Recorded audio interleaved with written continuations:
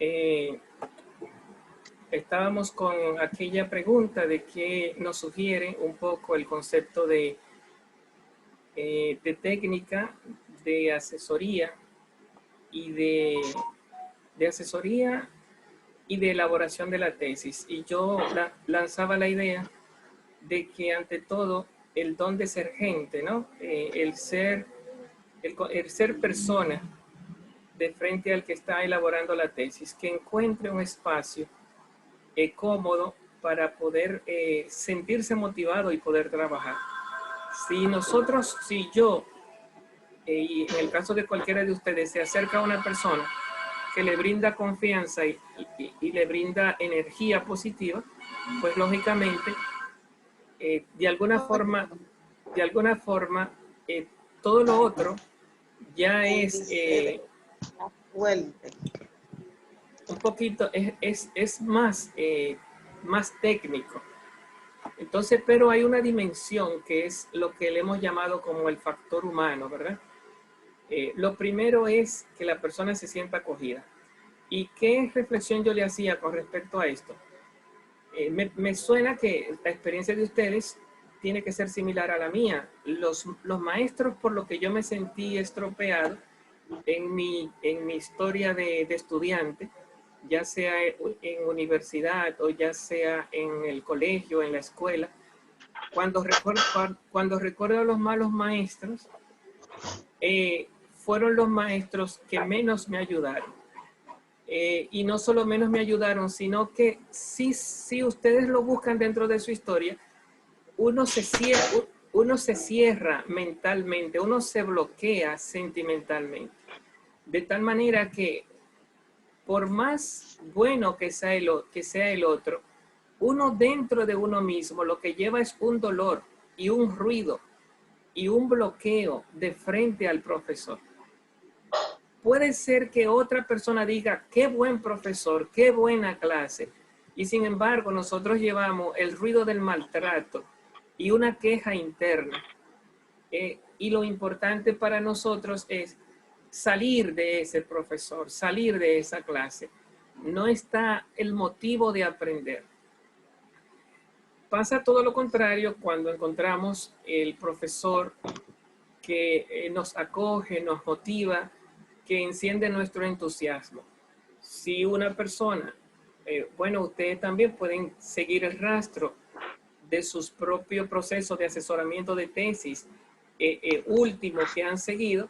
Si han tenido una buena conexión con su asesor, pues se convierte al mismo tiempo en una fuerza motivadora, en un camino para uno resolver problemas, para uno transitar una vía de éxito. Pero también pasa todo lo contrario.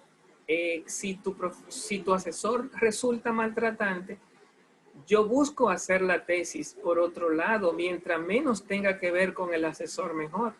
Y lógicamente, cuando viene a ver, me aparezco con todo el desastre, una tesis sin falta de asistencia metodológica adecuada, y me aparezco al asesor con el paquete, eh, aumentando el disgusto, aumentando la incomodidad. Por eso, digamos que para uno poder darle un acompañamiento adecuado, un primer factor, como diría Ortega y Gasset, es el factor de la humanidad, el ser gente, el ser persona, el brindarle un espacio amigable. Un segundo elemento es el espacio de la profesionalidad. Claro, no basta ser amigo para dar respuestas adecuadas. El otro elemento sería la profesionalidad. ¿Hasta qué punto realmente usted sabe lo que está haciendo?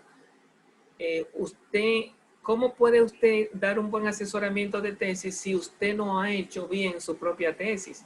Si la tesis de usted fue un salir rápido de eso y no le interesó ir entendiendo los criterios, entonces habrá un problema. Para usted mismo como asesor, cuando el estudiante le traiga problemas, lo que el estudiante traiga o es un desafío y se convierte en un motivo de crecimiento para usted, si es que usted se siente metodólogo, o es un problema del que usted quiere salir porque le incomoda. Si usted se siente estropeado con lo mismo contenido, no estoy hablando de la relación con el estudiante, porque se supone que si ya la relación con el estudiante es amiga, pero si la relación de usted con los contenidos es enemiga, pues ahí hay otro impedimento. Lo que hay que saber que cuando no sabemos, no tenemos la respuesta y eso nos crea conflicto.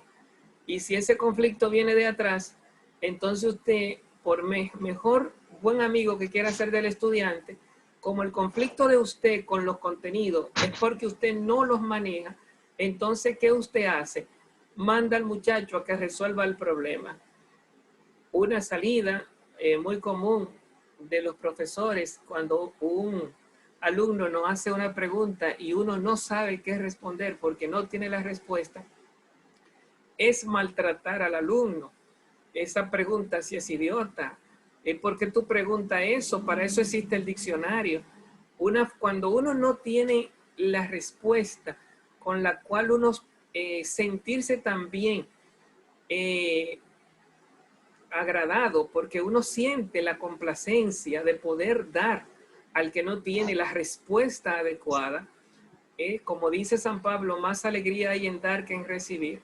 Cuando tú no solamente tienes una relación amiga, sino que tienes una respuesta efectiva al problema del alumno, eso también constituye para el asesor una satisfacción, un motivo de agrado, sentir que uno está ayudando, sentir que uno está resolviendo problemas, sentir que al otro uno le está viendo camino. Claro, estoy hablando de que no estamos de frente no a estudiantes oportunistas, estoy de frente a estudiantes motivados.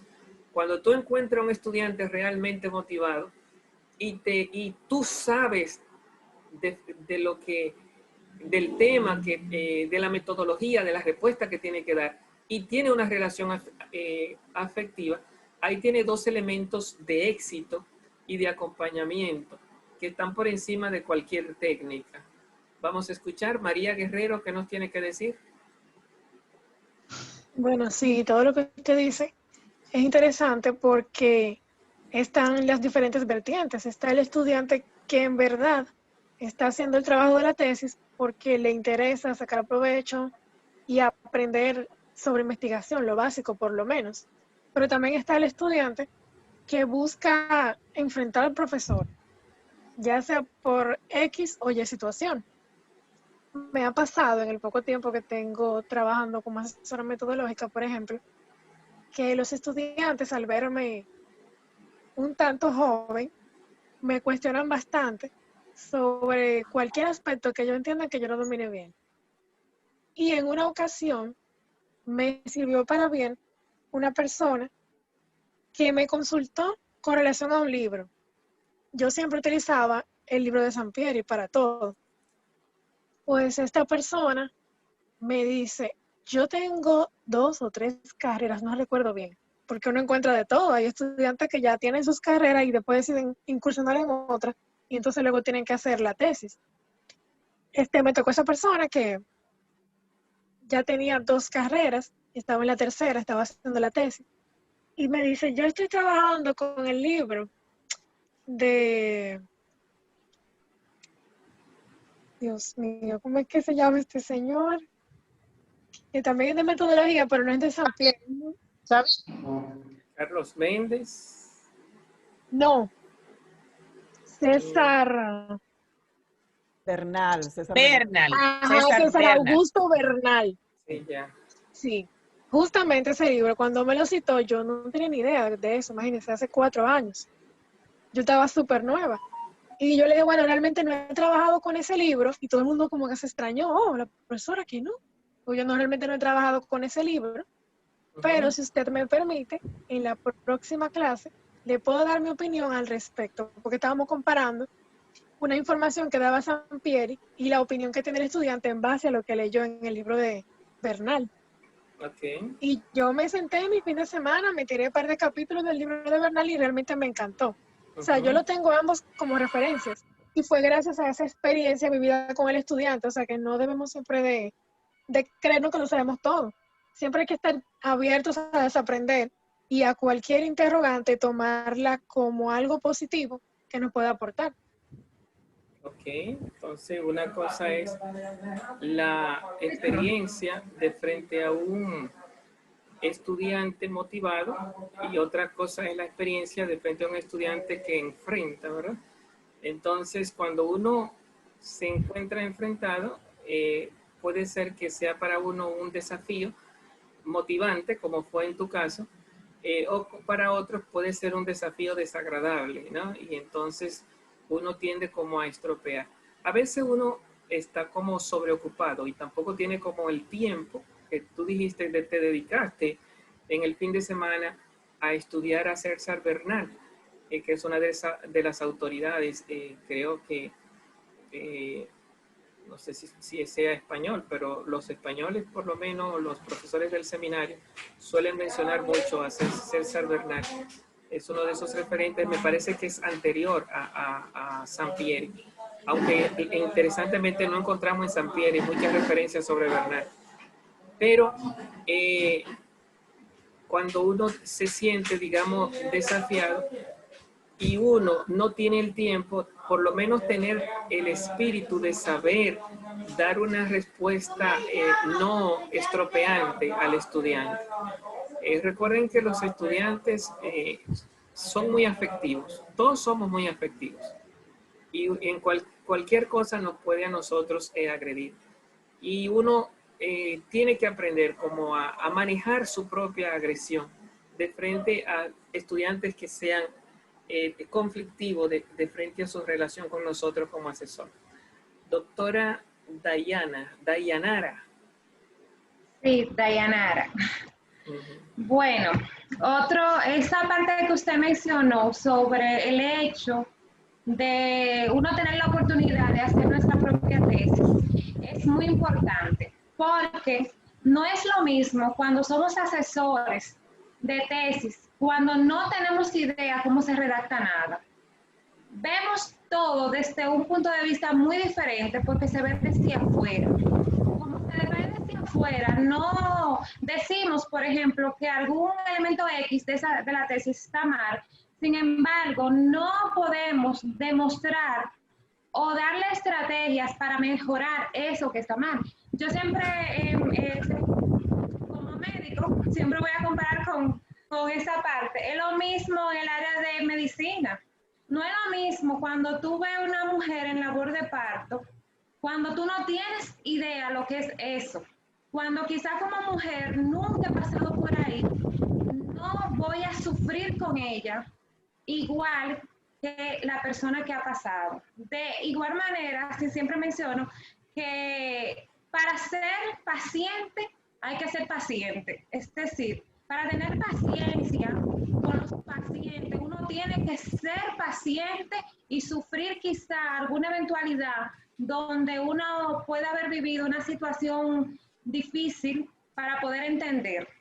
Y lo mismo pasa con las tesis. Cuando hacer tesis realmente es muy tortuoso.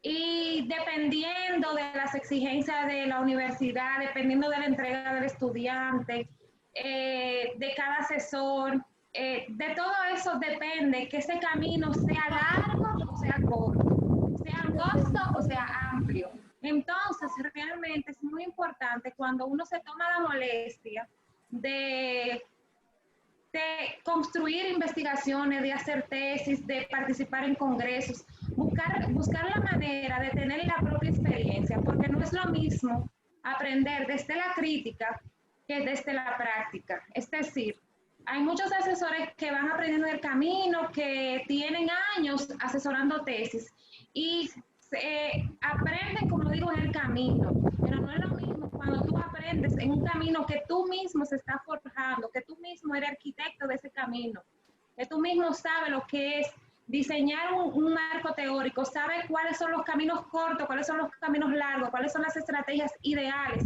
que te permiten a ti diseñar de la mejor manera ese marco, ese antecedente, de una manera quizá lo más ecuánime, correcta, coherente, fidedigna. Y sobre todo nosotros que carecemos de mucho tiempo, que carecemos del tiempo totalmente, cómo eso hacerlo en el menor tiempo posible y que simplemente sea visto bueno por un jurado en el caso de una evaluación de cualquier investigación o un comité de cualquier revista indexada, en fin, pero hay que tener siempre comprometerse y tratar de día a día participar en congresos, hacer publicaciones de manera permanente, que nos permitan uno cada día desarrollar y, como bien mencionaba María, que es un ejemplo realmente que tenemos que no casarnos con un libro, porque así como en Sampieri te dice esto es así, así, así, simplemente hay muchos más que te pueden decir, enriquecer quizá la definición que te da Sampieri o simplemente eliminar alguna pauta que piense Sampieri o simplemente también hay otros autores que te dicen esa misma definición pero de una manera quizá más llana, que llegue mucho mejor al estudiante y algo importante, que cada estudiante tenga la oportunidad que con la construcción de su tesis aprenda por lo menos pincelada de qué es una tesis, cómo se hace una tesis, para cuando, si estamos trabajando con grado, cuando tenga la oportunidad de pasar al posgrado, tenga idea y diga yo hice mi tesis y poder decir que el asesor fulano me ayudó a construir conocimiento en torno a lo que es metodología, aunque sea un poquito, que sea un poquito. Bueno, de las cosas, de todo lo que dijiste, recojo aquello de que la experiencia personal es algo insustituible, ciertamente que sí. Hay experiencias muy dolorosas en el camino que uno tiene y esas, si uno las ha superado, son las que más te ayudan a crecer y a acompañar a los demás en sus propios dolores, si es que han sido superadas y se han sabido manejar, porque cuando tú no has sabido superar una situación, el otro te recuerda esa situación y tú lo que haces es defenderte y estropearte porque te siente herido y no quiere enfrentar una situación que tú no has manejado y estropear al otro. Entonces, eso es también una invitación a uno de alguna forma a crecer con uno mismo de frente a los propios problemas que uno ha ido teniendo en su proceso vital, en su proceso de formación, en su proceso de crecimiento. Sí, perfecto, gracias. Bueno, entonces una cosa es, digamos, el ser profesional, el saber, el tener la respuesta de frente al problema. Eso lógicamente es necesario. Si un dentista es muy buena persona, pero no sabe de manejo de dentadura, no basta que sea buena gente y que me quiera mucho y que me trate con mucha diplomacia, si al final no tiene la respuesta profesional al problema. Entonces, y también una persona que sea muy profesional, pero que te maltrate psicológicamente y te trate como, te haga sentir animal, incómodo, pero sea un tipo que maneje bien y sepa lo que hace, puede ser muy profesional en el manejo de los conocimientos, pero poco persona en el trato humano. Entonces, el acompañamiento requiere, por un lado, esas dos cosas, ¿verdad? El ubicarse de frente a una persona y dar un trato afectivo, donde el otro no se sienta maltratado por el asesor. Y segundo, dar la respuesta. Dedicarle uno el tiempo a escuchar. Escuchar, atender y entender el problema del alumno. A veces uno viene ya con las respuestas previamente establecidas en la mente y con un ruido que cuando el otro comienza a hablarte, lo que hace es que te provoca tu propio ruido interno y tu habladuría termina callando al otro, atosigando al otro de ideas que el otro no vino a entender y peor todavía, hacer que se la crea. Eso es una situación sumamente psicológicamente incómoda cuando tú te vas tratando de atragantar lo que el asesor te está diciendo cuando no tiene que ver nada con lo que tú estás haciendo. El asesor comienza, tú tienes que hacer esto, esto, esto, esto y lo otro, y las preguntas que tú trajiste se fueron a pique. Es como si tú fueras a construir el mundo del asesor. El asesor no ha empatado contigo, ni te ha entendido, ni ha direccionado tu mundo, sino que ha introyectado su mundo en el tuyo. Y tú te vas introyectado como embotellado, metido con un conjunto de alimentos no digeridos dentro de ti. Y peor todavía, cuando el asesor se lo cree, porque entonces ese tipo de asesores, después tú lo oyes hablándole a otros asesores, yo estoy cansado de decirle a ese muchacho esto, esto, esto. Cuando tú hablas así de forma defensiva, ofensiva, busca que hay algún problema de contacto con el otro y peor todavía, de contacto contigo mismo en el manejo de los conocimientos. No está en capacidad de escuchar tus propios vacíos, de poner en crítica tus propios criterios, sino que si prestamos atención, lo que estamos buscando es cómplices, personas que nos apoyen, que comiencen a atacar al estudiante y que comiencen a decirnos sí y apoyar nuestra ignorancia.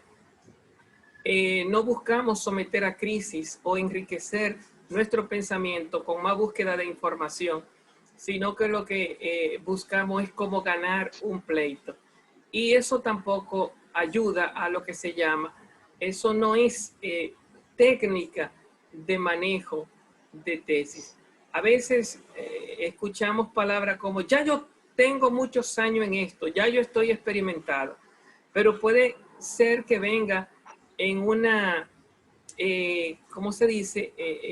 Venga repitiendo errores, venga años tras años repitiendo errores, que en lugar de realmente de crecer y ayudar a crecer, lo que venga es en actitudes ofensivas y defensivas, sin capacidad de autoanálisis y de crecimiento interior, de aceptar la crítica y de escuchar tanto al tesista como a tus colegas compañeros.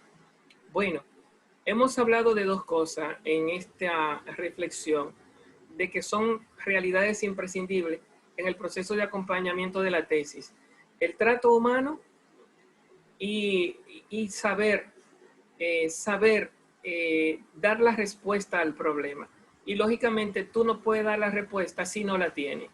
Y para eso se supone que nos estamos profesionalizando y estamos creciendo. Un tercer criterio sería entrar en el mundo del alumno. Es algo que nos cuesta, ¿no? Entrar en el mundo del alumno. O sea, entrar en el problema del alumno, porque la tesis no es tuya. La tesis no es del asesor. La tesis es del alumno. La primera tesis que yo corregí como asesor de tesis, recuerdo como ahora me pasaron allá dos muchachos de la Católica, eran de ingeniería, de informática, de ingeniería en programación. Bueno, y yo recuerdo que yo vi ese bulto de hojas desordenadas, empaquetadas, poco estilizadas, y realmente yo lo que experimenté fue un enojo. Y yo incluso hasta llegué a sentir que por qué me habían pasado esa tesis a mí cuando yo estaba comenzando. Un desastre como ese. Y lógico que cuando yo comencé a pasar factura, todos los numeritos que yo estaba tirando eran para condenar, atacar y someter a los tesistas. Y cuando fui allá, era en el edificio Altagracia, en la segunda planta, allá en la esquina, estaba esa unidad de informática. Y yo recuerdo que fui y me senté allá por primera vez, fue mi primera tesis. Y cuando esos muchachos comenzaron a hablar del lenguaje de programación, y yo comencé a entender que todo ese disparate que yo estaba viendo eran un manual de seguimiento que yo no había entendido, una hojita tras otra hojita para explicar pasos. Ellos lo fueron explicando en la pantalla, en la computadora. Todo el montaje que yo tenía en la cabeza de guerra contra esos muchachos y los rayones y los rojos que le puse en la tesis se me fueron derrumbando. Sentí en mis dos compañeros de asesoría de tesis la aprobación de la capacidad que tenían esos muchachos de manejo de los lenguajes de programación. Y bueno, al final, a mí, yo dije que me gustó tanto la tesis que me iba a quedar con ella, pero es para que no vieran todos los rayones y toda la crítica que yo había puesto. Y terminé felicitando y me llevé de la nota que pusieron los compañeros. ¿Qué quiero decir con esto? Si tú no has entrado en el mundo del alumno, venimos llenos de nuestros prejuicios. Y eso no lo digo solamente porque estaba comenzando. Todavía, después de mi más de 15 o 20 años de experiencia en este seguimiento con los muchachos, puedo decir lo mismo. Es necesario, uno, tener oídos para escuchar. El tema tiene que decírtelo el alumno. La intención tiene que decírtelo el alumno. El qué quiso decir tiene que decírtelo el alumno. En la medida que tú escuchas, entiendes, y en la medida que entiendes, puedes direccionar. Si tú no logras entender al alumno, puedes cometer el error de creer que entiendes y comenzar a atosigar, comenzar a direccionar y comenzar a, decía mi abuela, empacho. Esa palabra hace mucho que no la oigo, empachar. Es como darle alimentos no digeridos, que muchas veces lo peor que podemos lograr es que el muchacho comience a recibir instrucciones. Sí, profe, espérese, repita, a autoempacharse y a destruir la intención de la tesis y ponerse al servicio no de su propia intención, sino ponerse al servicio del empacho del asesor de tesis. No sé, esta primera sección fue de un poquito más de orden más humano. No sé si logran ver la trascendencia el mensaje que hemos querido ir transmitiendo. Hemos hablado de 3 ideas, el don de gente, ser amable, la profesionalidad, tener la respuesta al problema, tener la respuesta metodológica al problema metodológico que necesita el muchacho. Y un tercer elemento, entender, aunque la tesis sea de una carrera que no sea tu profesión, eso no te hace a ti inútil para no entender a un alumno en lo que está diciendo. Podemos darle tiempo a escuchar y ver qué es lo que quiere decir, por qué dirección nos quiere llevar, para empatar con él, porque al final no es que nos entienda a nosotros como tesista, sino nosotros entenderlo a él. Y para eso hay que tener esa capacidad de silenciar nuestro ruido interior. Tenemos muchas cosas que decir. Entonces tenemos muchas cosas que escuchar.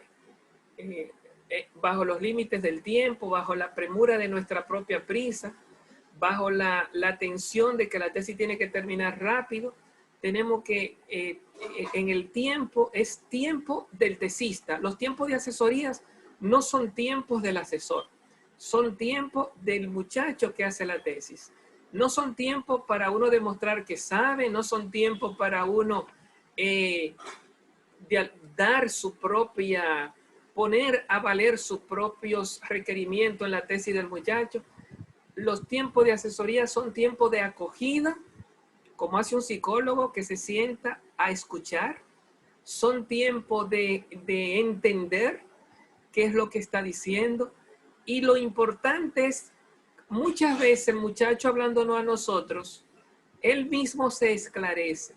Y tú haciéndole la pregunta adecuada, él mismo va resolviendo el problema y la complicación que traía. Él comienza, por tener un oído que le escuche, a poner en claro el enredo que traía por dentro, y con ser escuchado y exponerte adecuadamente al problema, recibe un impulso y una motivación para poder redireccionarse y ver un camino abierto para salir de aquello que le estaba atropellando.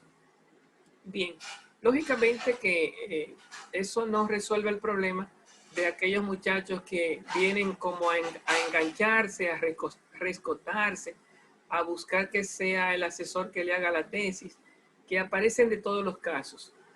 Pero por lo menos uno tiene que estar lo suficientemente claro de que cuando un alumno viene, es tiempo de uno humanizarse, de uno situarse, escuchar, entender, respetar. No sé si tengan alguna otra idea. Ya para la próxima clase yo les invito a que busquen algunos videitos en YouTube y vamos a entrar directamente con aquello, con esas primeras partes. ¿Qué es necesario para que un tesista comience? ¿Qué tiene que tener para que comience en el proceso de elaboración de un tema? ¿Cuáles son los criterios? ¿Qué tan artillado? ¿Qué elemento tiene que tener el muchacho para poder comenzar exitosamente a elaborar un proyecto de tesis? Aunque esto no es lo que se hace en la práctica, porque en la práctica el muchacho viene ya con un anteproyecto hecho, pero muchas veces ese anteproyecto no recoge la intención del tesista, sino que ha corrido para salir del paso. Entonces, esa pregunta yo se las lanzo a ustedes para el próximo encuentro. ¿Cuáles son los elementos con los que tiene que venir el tesista, el alumno, para poder arrancar de forma exitosa en su proceso de creación de la tesis? Siéntense un poco, saquen a la luz para que tenga sentido lo que me traigan. Saquen a la luz primero lo que ustedes piensan, se sientan, ordenan un poco sus ideitas, no de forma tirada, sino la ordenan, y después busquen algún videíto en YouTube sobre esto que estamos viendo y lo contrastan con lo dialogan y ponen a sus ideas. No comiencen a consumir, mira qué bien lo que dijo el otro. Pongan en contraste lo que primero ustedes pensaron. No vayan a consumir, primero piensen, pongan sus ideas en claro y después vayan a ponerla en guerra con aquello que encuentran en YouTube o en cualquier otro autor. ¿Qué es lo primero? ¿Qué se necesita para un buen comienzo? Para que un muchacho pueda arrancar adecuadamente, de forma viable, a hacer una tesis. ¿Con qué equipamiento tiene que venir? ¿Qué elementos tiene que tener? Todo eso es parte de la metodología. Ese proceso de inicio está muy pensado y está muy trabajado y está muy esquematizado en los libros. Entonces yo se lo tiro a ustedes para que comencemos también nuestro proceso de reflexión en este proceso de asesoramiento, para que el muchacho... Una pregunta, profesor, disculpe. Sí, para que el muchacho inicie de forma viable y entusiasta su proceso de tesis. ¿Con qué elementos tiene que llegar? ¿Qué elementos tiene que tener? Yo utilizaba la palabra equipado. ¿Con qué equipamiento tiene que llegar el tesista para poder tener un arranque exitoso, un arranque motivante, adecuado para un buen desarrollo de la tesis? Bueno, entonces para tener un buen inicio, ¿con qué ingredientes tiene que venir para tener un buen inicio en su tesis? ¿Con qué ingredientes metodológicos tienen que estar cubiertos o salvados? Bueno, contento de estar con ustedes. Mi hijo se acercó vio que habían 4 en pantalla y vio que los otros estaban el nombre, pero no estaban presentes. Y me dice al oído, ¿y cómo tú sabes que están ahí? Si están con la pantalla apagada. Eso debe ser que sus profesores... Aquí estamos. Sí. Aquí estamos, profesor. No. Dígale